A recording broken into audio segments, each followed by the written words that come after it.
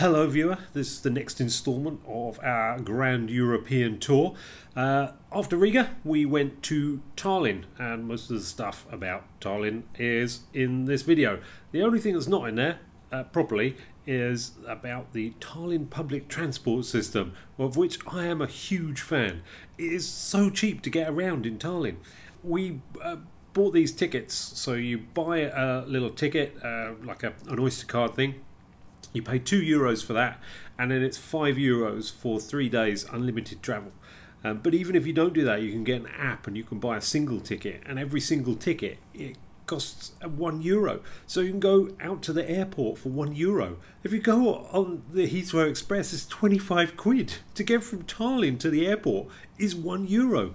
There's something very, very wrong about the way we do stuff with our public transport. Anyway, enough whingy old git. I'm on my holiday. I should be happy.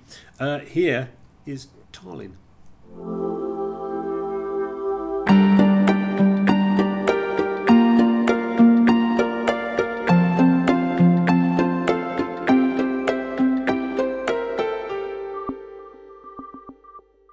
We're staying in our first Airbnb of our trip, and actually the first Airbnb we've stayed in ever. It's a lovely, lovely apartment. It's very compact and bijou, Mostin, compact and bijou. We have got a little kitchenette, some stairs going up to a bedroom, and that's about it, apart from the giant telly over there. Oh, and of course, Mrs. C doing her iPadding over there. Claire has found an awesome restaurant to have food in, which very luckily is just downstairs next to the strip club. Yeah, that was an awkward moment. So as we got off the tram, we're walking along, and on the corner of the building that we're in, it's a multi-use building. The first thing you come to is a 24-hour strip club. So Claire was not best pleased with me for that. But it was a simple mistake, just like it was a simple mistake when we stayed in the red light district in Rem years ago. I honestly did not know. I didn't know then, and I didn't know now. What about Lake Geneva? Did you know that? I did not know we were in the red light district in Lake Geneva either. That was also an honest mistake. It is a bit suspicious though that I keep making the same mistake over and over again. I'll give that one to the present Mrs. C. Some people on Facebook seem to be suggesting that we should maybe go there together, which I think is a very bad idea. We're close to the port, and I'm suspecting that there will be a lot of burly sailors hanging around outside a little bit later. And I, for one, don't want to be doing favours for them in a baldrick style. We had a little look around the old town last night, but it was a bit late, and yeah, we didn't really have a chance to explore very much. Sorry. That's okay. Mrs. C is slightly concerned about the amount of English that's everywhere. She finds it culturally offensive to the locals. I find it really useful that everyone speaks English here, because it's not just here, it's all around Europe. It's English road signs, English adverts. Well, I know it's probably American, but I just think if I was the person who lived there, who was born there, I'd be a bit pissed off about my language being wiped out, eradicated. Yeah, but in the meantime it's quite useful for us because we can find our way around and read stuff. Like menus. Rather than pointing at things. And shouting. Which we can only do in France. C'est, la, oui. Which doesn't work here because they don't speak French, they're Estonian. Anyway, we're going to have a little look around the old town today. Tomorrow we're off to Helsinki, but yeah, that's a day away yet. And apparently there's a food festival, so who knows, maybe we'll get some food in the food festival. What was it Elizabeth says? Catch you on the other side. Go on, you do that. What is it Hattie says? Quality content, kids. So we climbed all the way to the top of a hill, and was it worth it? No, it was a really pants view. I was going to say there was a guy playing a really weird... I think that was a balalaika, wasn't it? No, I don't know what it was. It was like a cross between a guitar and a violin. Mrs. C did manage to video a guy playing In the Army Now by Status Quo in an acoustic style. Yeah, it was the weirdest rendition ever, but it was good. It was quite relaxing, yeah. You remember when the proud man said nothing to do, I'll even stay in the bed here in the army now. Whoa, you're in the army. No, you're in the army now.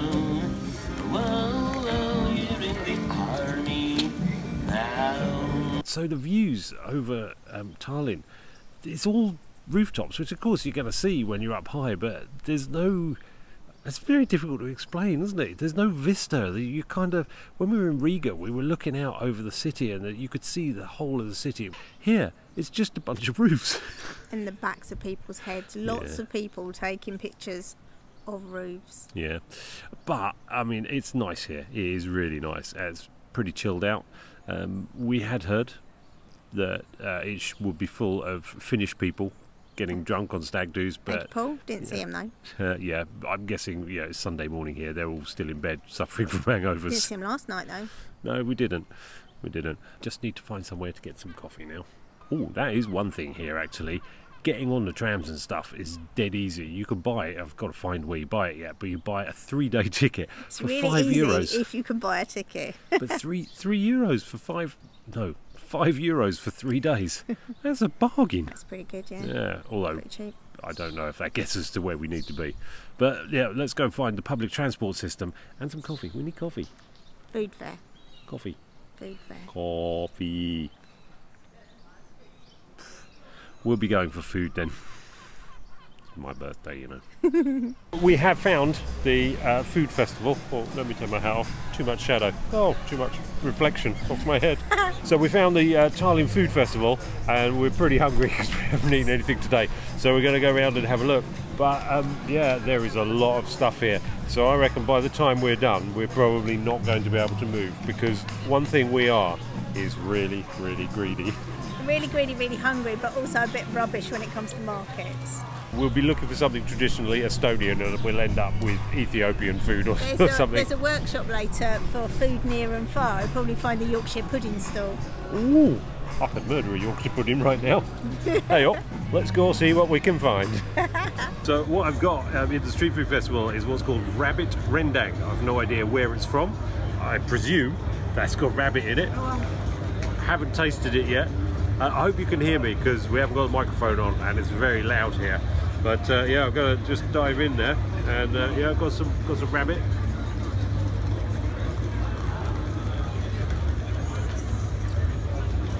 It tastes like chicken tikka masala. It's very nice. So I'm going to carry on with my rendang. Okay. I think my rendang must be something to do with this bread bit that comes here. But it was very tasty. I like it. It was very nice. It tasted a lot like chicken tikka masala, but apparently it's a Malaysian dish. A Malaysian dish. Now all we've got to do is go and find something for Claire to eat. And Claire, she'll make up her mind in a split second, won't you, sweetheart? No, Claire doesn't really do split-second decisions. So what we don't know is exactly what Mrs. C has ordered there, because it was all in foreign. But I videoed the title. And yes, we're not entirely sure. There's little brown bits all around it. They could be tadpoles, but apparently they taste like chicken. Oh, they're seeds. We're all good. We're all good. Chicken in seeds. I've got chicken and some sort of nice fresh slaw here. Coriander, red cabbage, carrots. Oh, yummy.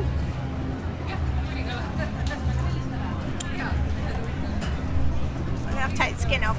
I don't like skin.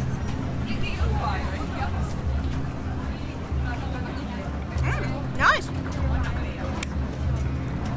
I'm not content with stuffing our faces. We've decided that we found something that looks really quite traditional, so we've gone with this fish thing as well. And Mrs. C has gone for this giant pickled gherkin, which rather does suggest that she might be pregnant. Oh, rude. Yeah, I was cutting it half for you. Oh. Ooh. Herring. Oh, that was terrible shot.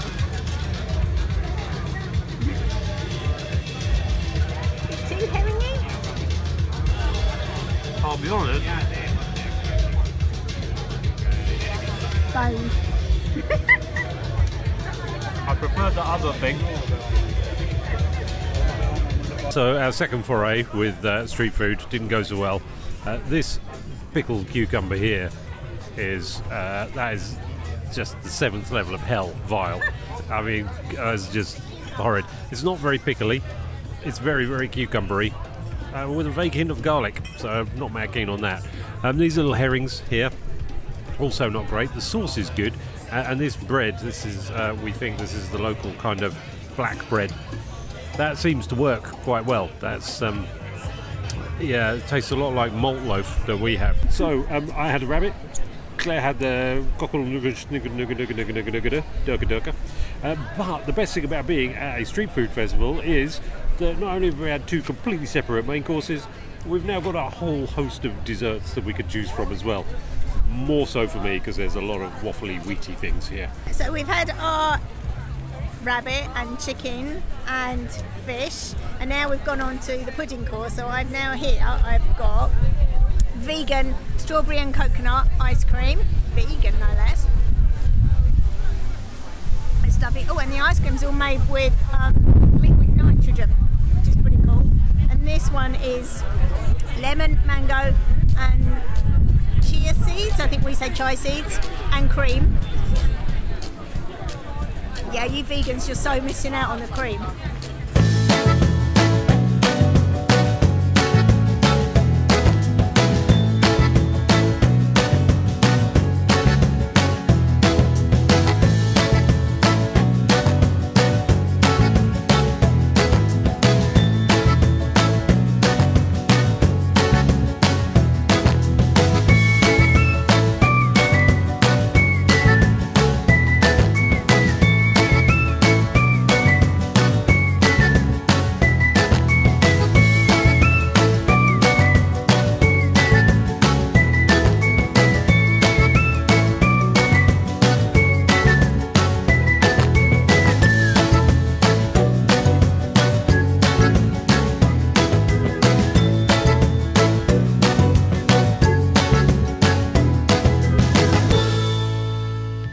Weren't expecting to do was to visit a museum of the Estonian Soviet era, which is on at the station at the moment, at Tallinn main station.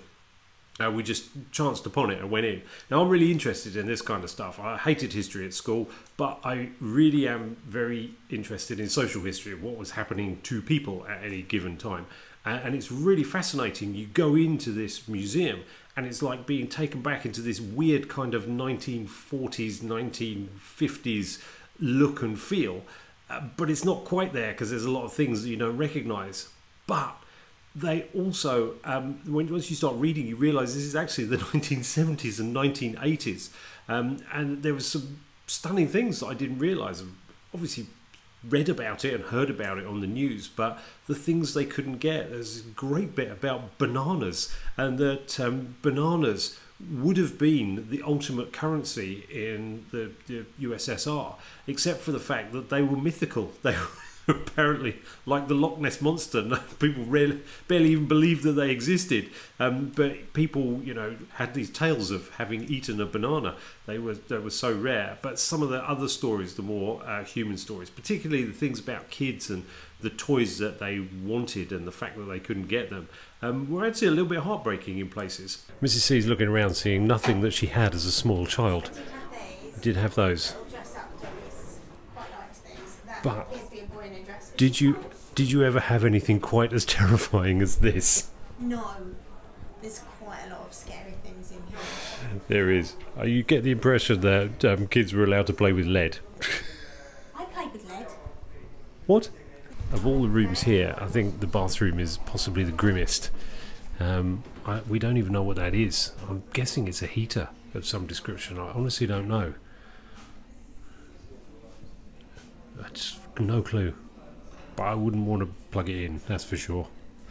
What is really weird is how it's a lot like, you know, some of the older stuff that we would have seen, and yet at the same time it's completely different. There's this little rotisserie oven and this kind of stuff. I've never seen things like that before. Toy skis. Yeah, kids' toy skis. Toy skis. But everything is just a little bit grim. But this is from the 80s, right? In all fairness, it's no wonder things look so grim when this is the only means you had of washing your clothes, which seems to be it's an automatic washer and mangle combo, which is very nice. Apparently this is, by the way, from 1980s Soviet, so this is when we were getting shoulder pads and matching saucepans, and in the Soviet, well, in the Estonian under Soviet rule, would have a mangle. So this is probably the coolest car that I think I've ever seen, largely because it's entirely handmade. You couldn't get cars in the Soviet Union or Estonia under Soviet rule, and so this guy made it himself. He actually originally made it out of clay, put concrete around it, and then poured a fiberglass mould to make the body, and the rest of it is either pilfered or handmade from all over the place. It's done about 50,000 kilometres.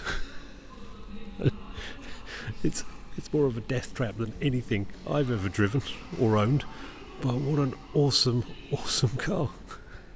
It's when you read through this stuff and you kind of see what it was like in a Soviet shop, you realise that we honestly do not know we're born.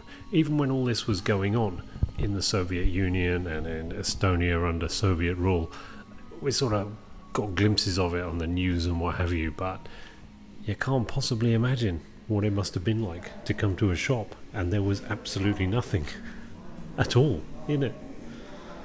It's just so alien to us. It's our last day in Estonia today, and we've come to St Olav's Church to go up to the top of the steeple. Apparently this used to be the tallest building in the world, but especially for Claire, they've put out all the what I call Claire Camsell bunting on the church.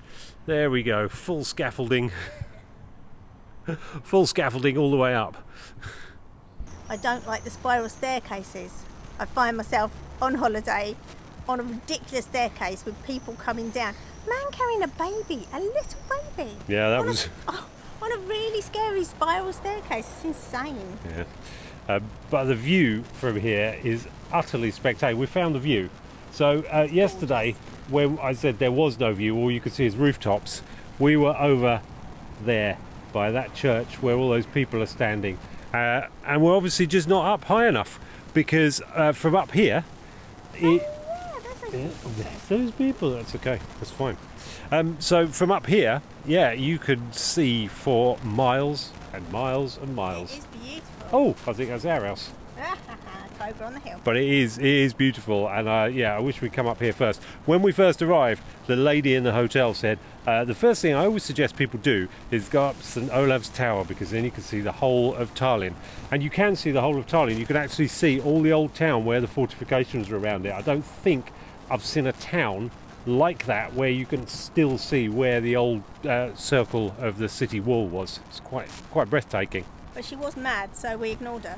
Yeah, also, if we'd have just arrived having travelled all day and come out here to go up the tower, I mean, that would have been a proper end to a perfect day, wouldn't it? Properly rebelled. But yeah, it is. It is high up. We got to go down yet. I don't like that. Yeah. There should be a fireman's pole in these places, so you can just go straight back down. So we were just on our way back to do some shopping before heading off to the airport, and we happened upon the entrance to the old city wall, and we saw the city wall when we were right up on top of St Olav's Tower.